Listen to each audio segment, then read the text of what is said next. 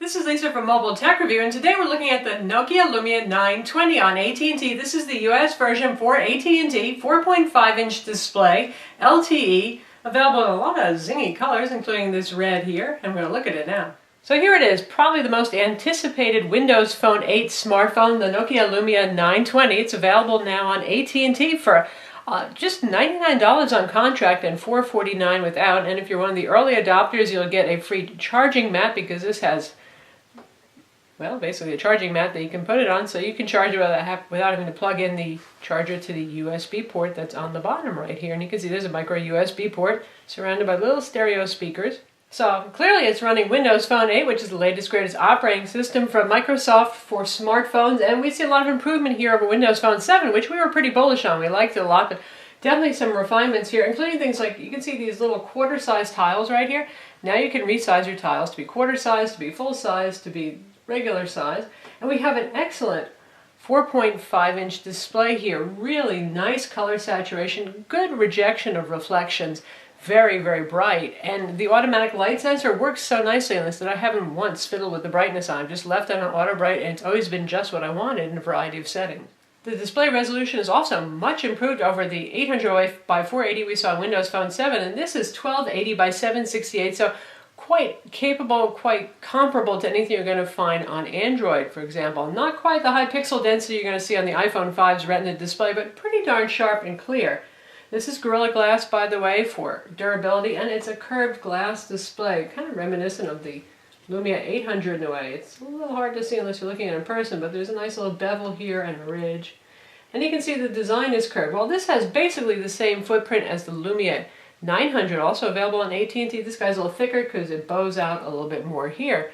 Holds a bigger battery inside, holds a bigger camera module, so the reasons why it has to be bigger. Still a sealed design. You can see the little screws actually hold the thing together, but there's no back battery door to hold it together. It's a unibody design. Nice and clean, very similar to the 900. More color choices here. On AT&T, you have your choice of black, white, this zingy red here, kind of a lemon yellow, and gorgeous cyan. The cyan and the black are matte finish, the others are glossy finish. As you can see, we've got some reflections here. Dual LED flash right here, Carl Zeiss lens on your 8.7 megapixel camera. Now, Nokia did a whole lot of promotion of this camera here, but yeah, it's a good camera, 8.7 megapixel. It's not the world's best camera on a smartphone, but it's quite good. Top here we have our headphone, 3.5 millimeter combo with mic jack and little pop open door. You get a tool to pop this out and your micro SIM goes in there. And there's a front video chat camera. Oddly at launch, no Skype for Windows Phone 8. Go figure, you can get it on regular Windows 8 and Windows 8 RT, but Microsoft said it is coming soon, and it was available for Windows Phone 7, so we should see the Skype integration coming quickly. On the side here, we have a dedicated camera button. This is our power button, and these are your volume controls. I kind of like the smoky color that they went with here instead of just bright chrome or silver. It goes well to accent along with the display color right here. So aesthetically pleasing, very nice. Quite a heavy phone, as heavy as the Samsung Galaxy Note 2. It's over 6 ounces in weight. For a 4.5-inch phone, that's, well, surprisingly heavy. You'll feel it in your pocket because of that. It's also not particularly teeny for a 4.5-inch phone, and we'll show you compared to the Samsung Galaxy S3, which admittedly Samsung did an amazing job of making that 4.8-inch display phone as small as possible, but here we have it next to the Galaxy S3, and they're about the same size, even though the Galaxy is a 4.8-inch display size phone. And here we have it with the iPhone 5, a 4-inch display phone, so obviously it's going to be smaller. Put them on top of each other, you can see you've got just quite a bit of room around the edges. So back to the display again, it's a maximum 600 nits of brightness, incredibly bright, and the pixel density is 332 ppi, so that's very high for any smartphone or mobile device. This is an IPS display, so you have wide viewing angles. So you can see as we turn it, it disappears some, but it manages to keep things pretty visible. And it has that sort of polarizing filter over the top that helps with seeing it in sunlight. In terms of hardware specs, things have really picked up. The Windows Phone 7 devices were really a generation behind at least when it came to the CPU and other internals. Now we've got the Same Qualcomm Snapdragon S4 Crate CPU you'll find in top Android phones running at the same 1.5 gigahertz as a dual-core CPU, so very capable. And an Antutu benchmark, which has gone cross-platform, has scored 11,400, which is as fast as the top Android phones, which is to be expected since it's got the same CPU.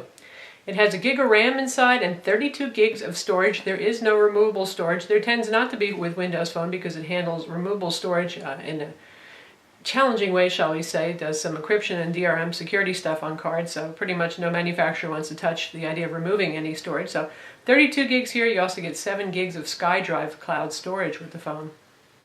If you've looked at Windows Phone 7, the interface obviously is going to be familiar here. You've got all your live tiles, and some of these can update and actually show you information. For example, I see for my Seismic, which is a Twitter application, I've got 99 updates over here. And we've got the Weather Channel, which tells us our forecast right now. It tells me what my next appointment is. In this case, it happens to be a holiday. And new social networking items, because we have the same integration here with Facebook and Twitter that we saw in Windows Phone 7. And that's really one of the delightful things here. So I can see the last thing that I shared on Twitter, complaining about the fact I have a little virus right now. Oh well. I can post an update, I can check in somewhere, I can swipe sideways and see what people have been tweeting and Facebooking at me, what's new in general, and more sharing stuff. So the social networking integration here is pretty darn nice. And for the web browser, we've got IE10. Now this is the mobilized version. You don't get all the features that you're going to see on the full desktop version of IE10 on a Windows 8 or Windows 8 RT notebook or tablet, but you get certainly an excellent HTML5 engine, good scrolling speed, smooth, and better compatibility than we saw in IE previously on Windows Phone 7 devices. This is great. This right here handles layouts pretty nicely. We don't see any weird reflow issues. We're looking at our full desktop site right here. Behaves well. Now let's check out a video and see how it handles HTML5 video, since we're not doing Flash here. Keeps the text a readable size by default. It's always pleasant.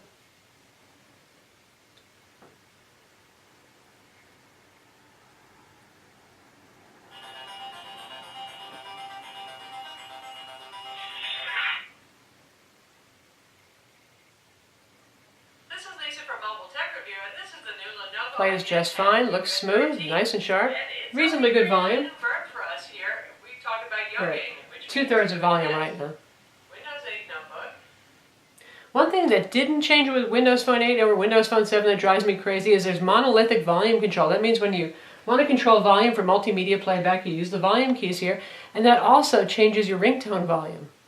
Now how do you get to all of your applications? Just swipe this way and here's a list of all applications. If it gets too long, they'll start to be represented by letters of the alphabet and bulleted out.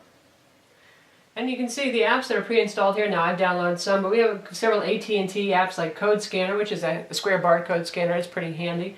Family Map, AT&T Navigator, if you want that navigation, AT&T Radio, AT&T Uverse. Now what if you don't want some of these bundled applications? That's the sweet thing about Windows Phone. The rule is that anything and everything that you don't want can be removed. So I can either pin it to my start menu or I can uninstall it. Bye. Gone. Now if I wanted it back, I could download it again from the Windows Marketplace store.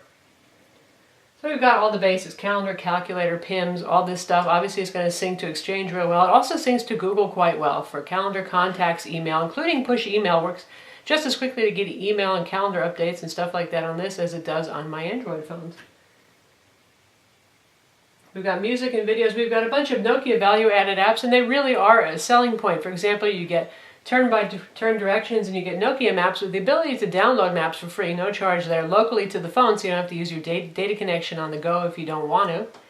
Then we have standard apps like your photo app, a wallet to save your passcodes, and it tries to do kind of like the same thing that Apple's new wallet application does.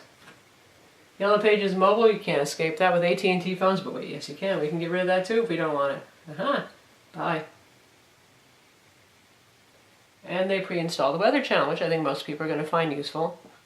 And I've downloaded SkyDrive. It was not pre-installed, but it's a handy way to cloud store things. And by the way, this can sync to to the cloud. You can back up your settings there, and you can have photos automatically synced to SkyDrive. Now that's your own personal section there. It doesn't mean everybody in the world can see your little SkyDrive photo storage unless you want them to. So that's a handy way to keep things in sync. And if you have a Windows 8 device, and we've been testing several of those using the same account, then photos that you take with your phone are actually going to automatically appear in the Photos app on your Windows 8 laptop or tablet. Pretty cool. We've got handy dandy little live tiles already set up for SMS messaging. This is the marketplace we'll show you in a minute, and our email, which takes you to all your email accounts, and also you can create live tiles like I have one here just for my Google Mail, so you can just check mail individually, and this will update and show you a numerical count in case you get new mails in. We also have Nokia City Lens here, which is Nokia's augmented reality application. Kind of cool, kind of creepy at the same time. Local Scout, that's been around since Windows Phone 7. That tells you about things that are happening in your area, restaurants you might want to eat at, concerts. You can choose the kinds of things that are of interest, amusements, carnivals, you name it. And we have Office here, and you can see I can either look at documents on the phone, open email attachments, go to SkyDrive, or use Office 365, and you can create your own new documents. So we'll take a look at a sample document here for Word, which is a pretty rich document. And this has very basic editing. This is not like Office 2013 on RT tablets or full Office 2013. You get to type, you get to put in some pictures, some basic formatting, but it certainly gets the job done, and you have maximal compatibility since it's made by Microsoft. So that includes Excel, PowerPoint, and Word. And here we're looking at the Microsoft Store for application. Again, it's largely the same as on Windows Phone 7 for those who've used it, and it's customized here with Nokia and AT&T stuff since this is a AT&T Nokia phone. And we have various subtypes we can look at here, and you can see, browse what they're recommending right now, things I think might be cool in various genres. And there are about 100,000 applications right now on the store, which is pretty impressive for a phone that has certainly less than 10% of a worldwide market share right now. But you're going to find your staples are there. We got Netflix, we have bandwidth testers, we have social networking like Facebook with live tile updates. So there's a good amount of stuff here, but you're still not going to find obviously everything that you would on an Android or a iPhone device right now. Now, really this is going to depend on how much traction this gets as a platform. When it comes to Windows 8 itself that runs on desktops and notebooks, we have faith that a lot of stuff is going to pop up because so much of the world uses Windows machines. But when it comes to phones right now, obviously their market share is small, so some developers haven't jumped on board. There's certainly enough here to keep you busy, but some of your favorite apps might not be there. And I would suggest you take a look at Microsoft's website and see if you can do some research if you have some absolute killer apps you have to have. One place where the phone does do well is with gaming, thanks to their whole Xbox initiative. But still, some of the games that are real popular right now, like Dead Trigger, you're not going to find on Windows Phone, but you're going to find some other titles that you might not find on iOS or Android either. You can see we've got a couple of games installed already, like Civ Revolution, Sonic 4, Assassin's Creed, Age of Sorcery. And you can browse for games in various categories here, Xbox compatible games for syncing your information, collections, top free games. And we'll look at action and adventure and see what's there. And we have Angry Birds. There's a real action-packed game in it, but it is popular. Fruit Ninja, Gun Brothers. I love Katamari. More Angry Birds, Fragger, Fusion. So there's some very nice high-quality games here, even if they're not quite the same ones that you're going to find on iOS and Android. And they play very nicely as well. That's what really helps. Just like with the iPhone, when the manufacturer controls a platform very tightly, you can get a very good experience out of the hardware. So let's go with our games that we have installed. So we'll check out Assassin's Creed.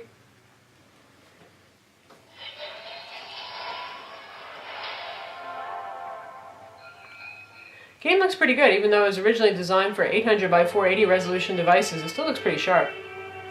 There's a nice cutscene. Pretty good speaker on this. Very nice sound with headphones, by the way. I'll skip the rest of that.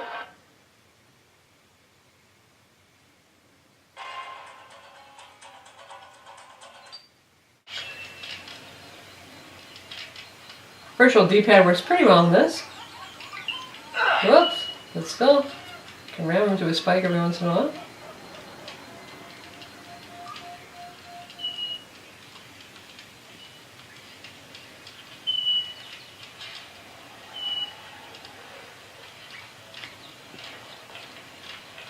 game plays smoothly enough and the graphics look nice on it. Controls are pretty good too.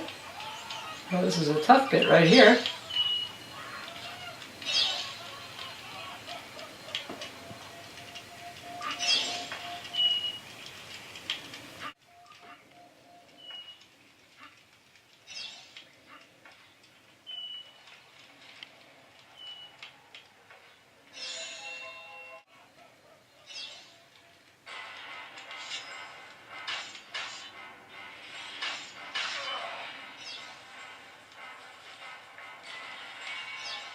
And we've also got music and video players, now called Xbox Live Music and Video Players. Also works with your old Zune stuff, for those of you who actually had Zune stuff. And it's broken down music, videos, podcasts, and store. History of things I've been playing. And apps that are related to music playback and video playback here. Some that aren't quite, like the Weather Channel. Funny that one shows up. And we've got the Xbox Smart Glass here, for those of you who like the idea of using this with your Xbox. And the store if you want to buy stuff. So we'll take a look at the music interface. And it's an attractive enough player. And it plays in the background too. So if I hit the home button, it's going to keep playing. And whenever I hit the volume controls, it'll come back.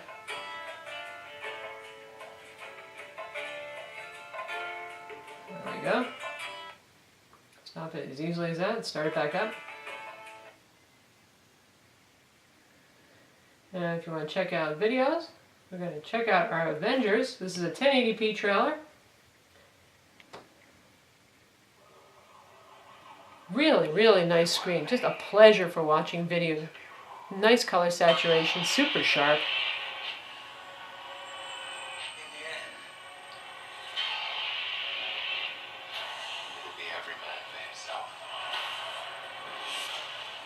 Now, how do you get content on here?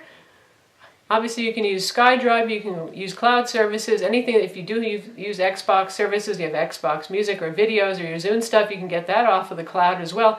And you can just use the USB cable. There's a Windows Phone connector for Mac, for those of you who use the Mac, and that syncs with iTunes playlists and music, anything that's not DRM'd in iTunes. I found that to be a little hit or miss, a little bit flaky. I had more luck with Windows Phone 7 devices, probably a little work to be done there. And on regular Windows machines, you can just plug in the USB cable and use Windows Explorer, or you can download their syncing little app that helps you sync to iTunes if you actually have iTunes content on there. So it's pretty easy, and you do have access to the file system now when you plug it in via USB. You see folders for music, for videos, for photos. So you can get your photos on and off just by plugging in the USB cable now too. And for those of you who aren't familiar with Windows Phone, by the way, we have 3 buttons down here. That's a standard requirement. Back button, this is your home button, and this is the search button. The search button does all sorts of things. You have basic Bing search, you can do location-based search, you can search your music, you can look for stuff that's playing in theaters around you. So it's kind of search on steroids, and we have voice command here too. Where is Cloud Atlas playing in movie theaters?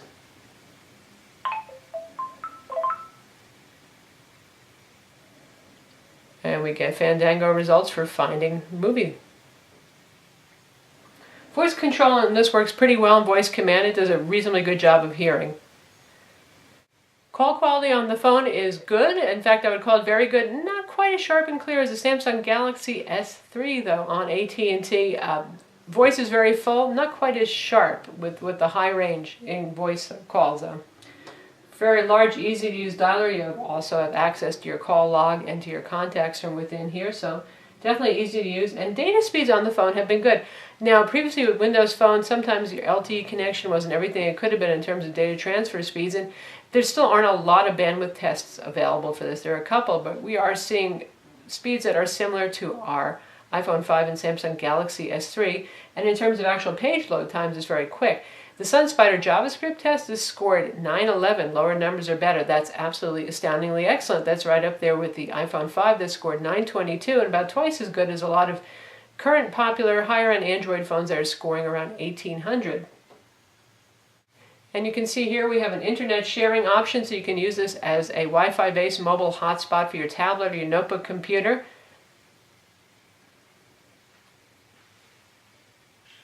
And while we're looking at settings, you can see we have Kids Corner here, so you can actually make this kid safe and just give your kids access to the things that they should be having access to. You can find out how much storage you have left, how the battery is doing.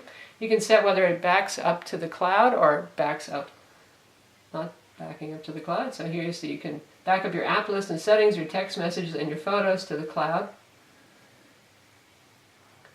And the rest of the stuff's pretty standard. Brightness, keyboard, sound, ringtones.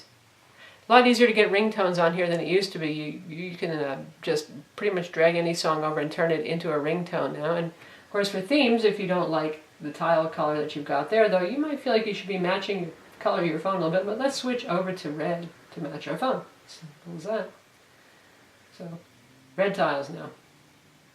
When it comes to calling, if there is anybody that you call a lot, you can actually turn them into a live tile, and it'll show you a cute little picture of their face, and also when you tap on that live tile, it'll show you the last Twitter or Facebook entry that they've made and other things you can do, like email them and so on. The phone also has dual band Wi-Fi, 802.11bg, and Bluetooth 3.0, obviously a GPS, that works with Nokia Maps and with AT&T Navigator. You get turn-by-turn direction with those, and Nokia Maps is free, and it actually works pretty well. And it has NFC as well, and it comes with one NFC smart tag. So the way those works is you set up an NFC interaction, and whenever you put the phone on the tag, it does what it's supposed to do. So say you keep that on your bedstand and you tell it to go into silent mode, it'll do that. And now we're looking at the camera here. Nice sharp viewfinder. I really can't get over how nice the screen looks. So to launch a camera, you just press and hold the camera button. It's as easy as that. You don't have to worry about finding your little icon or anything like that. You can switch to video mode up here. You can shoot 1080p video. You can switch between which camera you're using, control your flash. Get to more settings over here. Scene selection, close-up, night portrait, sports backlight, ISO, exposure, white balance, aspect ratio 16:9 by default, and focus assist, which is on, and we're going to leave it on. So you can tap to shoot and focus, or you can use the two-stage shutter button. Pretty stiff button there. I find it a little easier to tap on the screen myself. And there's the last picture we took just by hitting the back arrow. And we can get back into the camera just by swiping in the other direction, which is pretty cool. Now we're switched to video recording mode. And record some video. And here's an exciting video that we shot. Good looking video. It does particularly well with low light shots. I notice evening shots look quite nice. You get blacks, but you also get some colors, and lights, say street lights and things like that do show up well. Again, it may not be the very best camera phone ever made, but it's quite nice, and it certainly holds its own against the Samsung Galaxy S3, the Note 2, and the iPhone 5.